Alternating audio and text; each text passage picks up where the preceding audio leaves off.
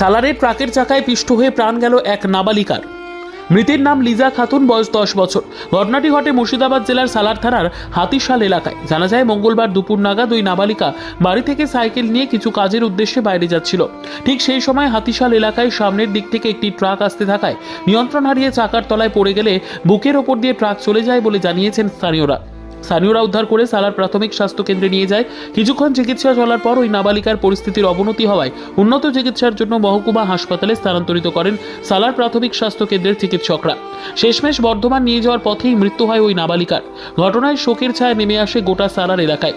সালার থানার পুলিশ প্রশাসন ঘটনাস্থলে পৌঁছে গাড়িকে আটক করে থানায় নিয়ে যায়। ঘটনায় ইতিমধ্যেই তদন্ত শুরু করেছে পুলিশ। এই ঘটনায় স্থানীয় পরিবারের লোকজনকে কি জানালেন শুনুন আমাদের পর্দায়। আমি ছিলাম না,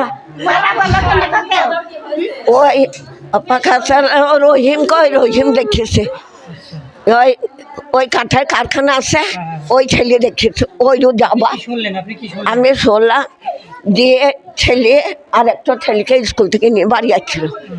দিয়ে বাড়ি আসতে আসতে ওই পোলের কাছে সাইকেলটা যেমন ঘোরায় খেয়েছে পড়ে গেছি, আর গাড়ি আর পাথরের গাড়ি আসছিল, ওকে ভয়ে সত্যি গেছে, আর ওই ওই পড়ে গেছে পাথরের গাড়ি আর দু পর্যন্ত ছুটেছি।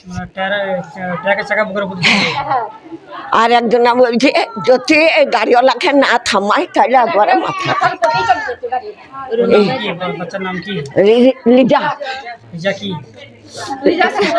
লিজা সুলতানা। বয়স কত হবে? 9 বছর। বাড়ি কোথায়? এই সালার। কি চাইছেন এখন আপনি? হ্যাঁ, কি চাইছেন? আমার ছেলেকে দিতে বলো বাপ, আমি আর কিছু আমার মানুষ করা আমার বাপ থাকে না, বাইরে ঘরে পড়ে থাকে। দোকান যাচ্ছিল আর স্কুলের ওই দিক থেকে ট্রাক্টর আসছিল খুব দূরত্ব গতিতে। বাচ্চাটা পেছনের চাকাতে ট্রলি পাথর ভর্তি লরির চাকার তলায় পড়ে গেছিল। হ্যাঁ, ট্রাক্টর চাকার তলায় পড়ে গেছিল। হ্যাঁ, বুকের ওপর দিয়ে চলে গেছে। তারপর সঙ্গে সঙ্গে প্রাথমিক হসপিটাল থেকে এসডি হসপিটাল, ওখান থেকে বর্ধমান নিয়ে যাওয়ার পথে বাচ্চাটা মারা গেছে। বাচ্চাটার